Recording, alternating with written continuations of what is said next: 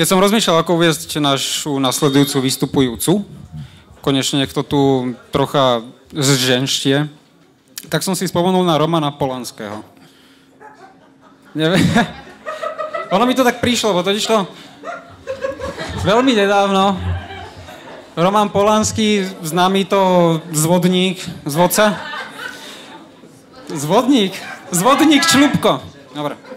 Známy to zvodca, tak dozvedel sa, že nemusí odcestovať naspäť do Ameriky, kde by býval vo veľmi malej miestnosti, ale môže zostať pekne vo Švajčiarsku a on povedal, že sa chce, ale že jednoducho mu to nevyhovuje a chce sa odsťahovať do Francúzska naspäť. Pretože zistil, že jediné vo Švajčiarsku, čo má 13 rokov, dieru a dobrú vôňu, je sír.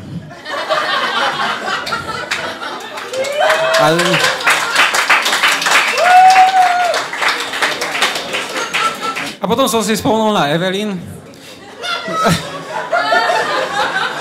Lebo to je najkrajšia voňavá 13-ka v našom publiku. Prosím, privítajte slečnú Evelyn.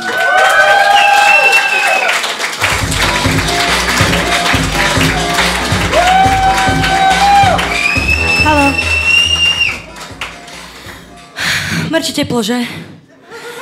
Ja minule takto mi proste bolo teplo, vrajím, že idem sa ochladiť proste niekde, osviežiť sa. Tak idem do Petržalky a ja vám poviem, ten drážďak, to je hlava na hlave. To je úplne, že strašné. Ja som normálne nasratá, pretože chcem sa nie okúpať, v pohode byť, nejaké chytačky bronzu musia byť, všetko.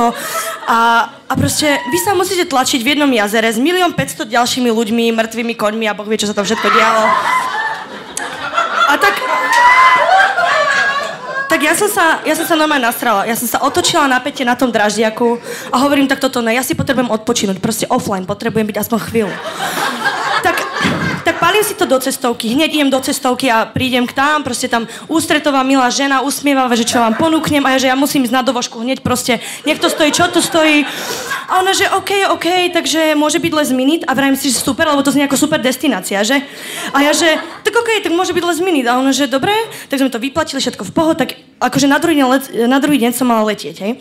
Tak idem domov, zbalím si iba tie najpodstatnejšie veci, čiže kufrík na topánky, kozmetický kufrík, gitaru, pretože ja mám rada hudbu a napríklad v takom last minute ani nevieš, či tam majú rádi ani čo, proste, nevieš. Potom nejaké korčule, plavky na opalovanie, plavky na plávanie, slnečné okuliare, potapacké okuliare, všetky tieto veci, blbosti, ne. No a tak teda ráno idem na letisko, zoberiem 2 taxíky, jeden pre mňa, druhé pre kufre. A na letisku zistím, čo mi tá mrcha z cestovky spravila. Kúkam na listok a ona mi dá letenku do Egypta a nie do last minute. A vrajím si, že OK, v pohode. Tak vybavím si tie check-iny, check-outy, všetko toto na letisku.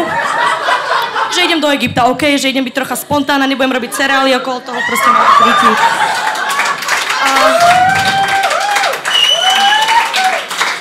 A teda sadnem si už do lietadla, kúkam sa okolo seba, okolo mňa sami tmaví, proste achla, neviem čo. Ja úplne déjà vu, 11. september, proste chaos, som na nožoch, neviem čo mám robiť. Proste úplne zle. Po 5 hodinách, dojdeme do Egypta, už v pohode, vystresovaná. A dojdem na letisko a teraz strašne milí ľudia tam boli. Už všetci sa usmievali a žmúrkali a lamanou angličinou hovorili a proste sa zdravili. Ináč a také mi to ako taká celebrita, ináč chalani ste im mohli povedať, že expanzia fičí aj v Egypte, proste ja som vôbec nevedela, vieš? A teraz úplne som vás toho nadšená, tak OK, vrajím si, fajn, že ukludni sa, ne? No, tak idem teda sa ubytovať do hotela.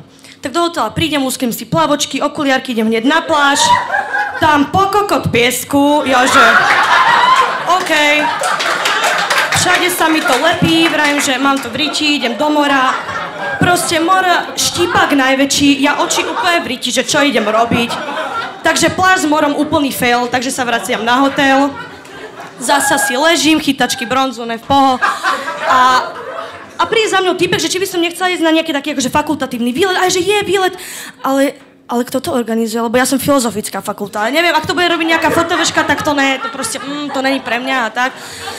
A zhodou...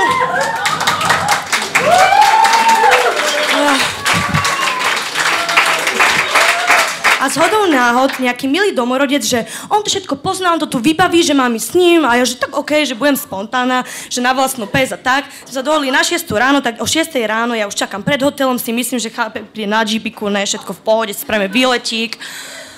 A teraz, ja ani neviem, ako vám to mám povedať, lebo ten chlap dojde proste s niečím ako postihnutý, slintajúci poník s 2 hrbmi a ja, že what the fuck, že to čo je? Ja teraz, že kde si mám sadnúť proste, kde si mám sadnúť, na prvý, na druhý, do stredu, neviem, mešok je v hlave úplne najväčšie, že čo? Tak som nejak nasadla, že oká. Tak ideme si to asi 380 hodín cez púšť, ne, piesok v pohode. Lebo ja som totiž to chcela ísť na ten výlet, pretože ja mám strašne rada proste tie staroveké egyptské kultúry a všetky tieto veci, proste pyramídy a Tutanchamona som chcela vidieť a proste, normálna klasika, klasika. No tak vrátim sa k tej púšti. Jebeme to 30 hodín cez tú púšť, na tom poníkovi, proste fajn a dojdem tam a ja zistím, že ja 30 hodín tam idem preto, aby som videla nejaké drbnuté trojuholníky, proste ako také veľké ťažítka na tom piesku a ja, že pyramídy, a ja, že čo? Že okej, že fajn, tak keď už som tu, tak vystúpim z toho koníka chudáka, chápeš? Idem si to tam kuknúť všetko, poobzerať sa, neprechádzam sa a chcem sa vrátiť a zrazu týpek s koníkom nikde. Vravím, že oni sa šli asi napiť alebo blá, neviem. Tak čakám tam pol hodinku, 2 hodinky, 3 hodinky, 5 hodiniek, proste mešok je v hlave, suchoty, ústa, úplne najviac halucinácie, že čo. A potom sek. A už si iba pamätám, ako otvorím oči, proste nado mňou niečo biele a ja, že kurva, dúfam, že som nezomrela, hej, lebo úplne, že čo, ty kokos na dovolenke, že ne. Otvorím.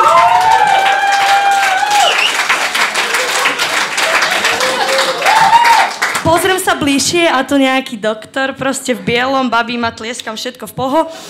A tak nejak sme sa tak nejak akože pokecali proste tou lámanou angličtinou, ne, že bude fajn, že či nejdeme proste na fajku, že akože vodnú fajku, šíšu, sa to tak hovorí u nich, alebo tak čajíček a tak nejak to všetko tak sa vyprofilovalo a boli sme spolu a tak som si troška predĺžila tú dovolenku.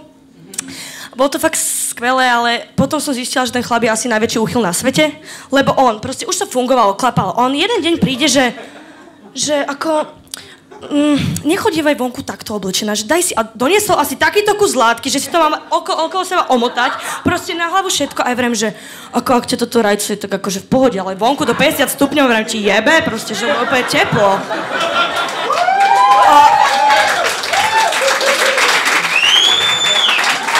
Tak ja, že tak toto ne, ja som si zbalila asi za 5 minút saky, paky a bola som späť na Slovensku. A to bola moja dovolenka, hej?